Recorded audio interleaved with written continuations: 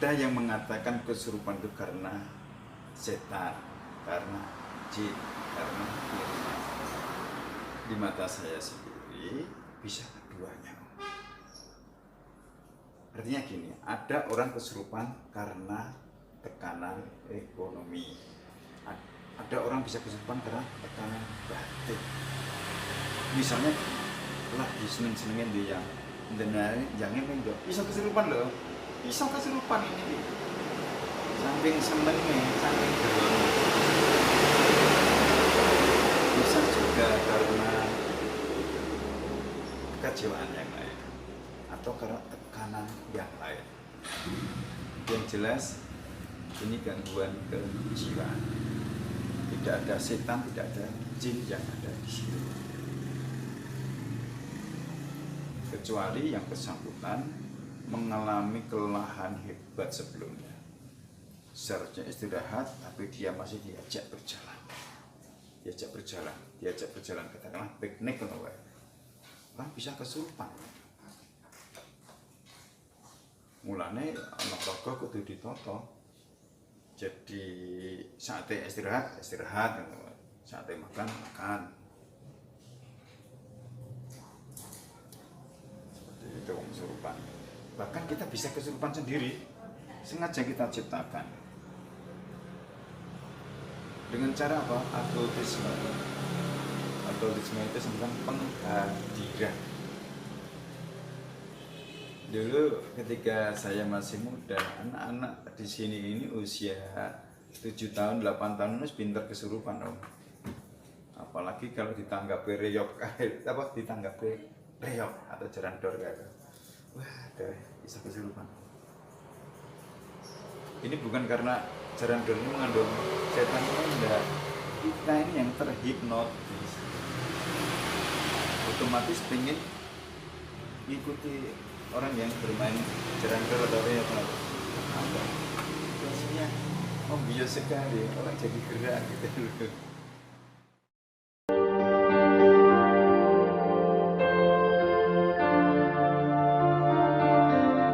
Biasanya gini, jadi faktor X itu ada yang defensif, ada yang agresif. Salah satu contoh gini, itu ada pohon keramat atau pohon yang dikeramatkan karena usianya. Pohonnya itu wabah. Kudunya kan diubah ini tau, untuk penyerapan air, untuk keteduhan suasana.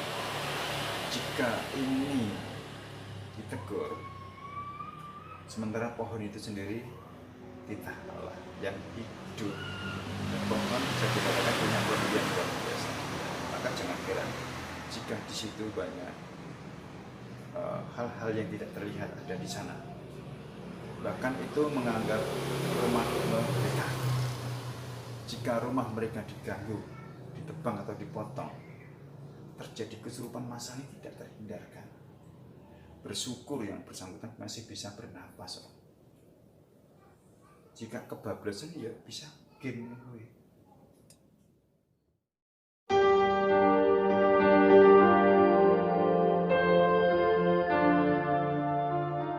Tergantung kasusnya.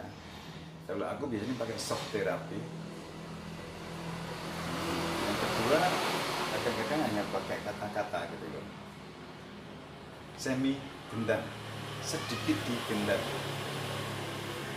Saya pernah mendapatkan kasus yang sama di sebuah rumah makan di Solo ini. Salah satu istilahnya saya kerja di rumah sakit ya Pak. Kan di rumah sakit, yang kerja di restoran gitu. Ya istilahnya salah satu pekerjanya kesurupan. Sejak pagi sampai sore belum bisa ditolong. Mengingat yang kesurupan ini seperti orang okultis, kayak orang penghadiran. Sementara penghadiran itu permainan kita semenjak kecil ya.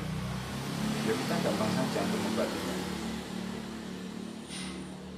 Hanya dengan satu jari kita panggil namanya. Bejo, tidur. Selesai toh. Dalam kasus ini yang punya rumah makan malah kaget. Kagetnya gini, lo kok keluar apa mas? Udah aneh nanti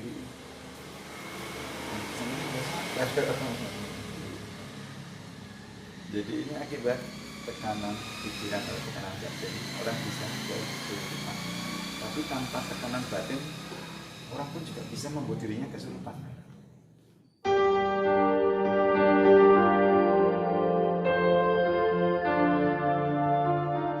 Yang dibutuhkan pengetahuan. Jadi yang pertama, jangan mengikuti kata hati.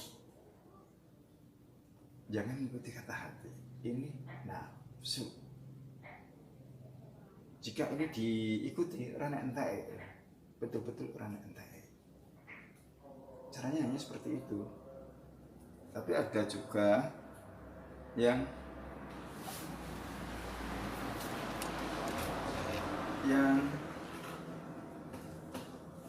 membaca bacaan khusus sesuai kepercayaan mereka. Itu juga bisa karena ini bagian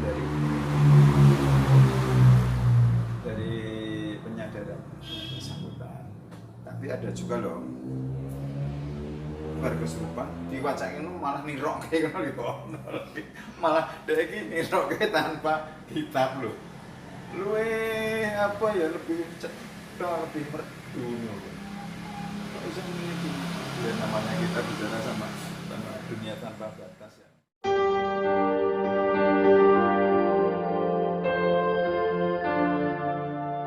Sadar, kontrol diri, tidak larut keadaan, kontrol diri, terus mempelajari ilmunya apa tau dan simple loh, meditasi, zikir, wirid dalam waktu yang cukup magang ini bisa membuat kita punya enter pelindung. Maka ketika yang lain kesurupan, kita biasa saja.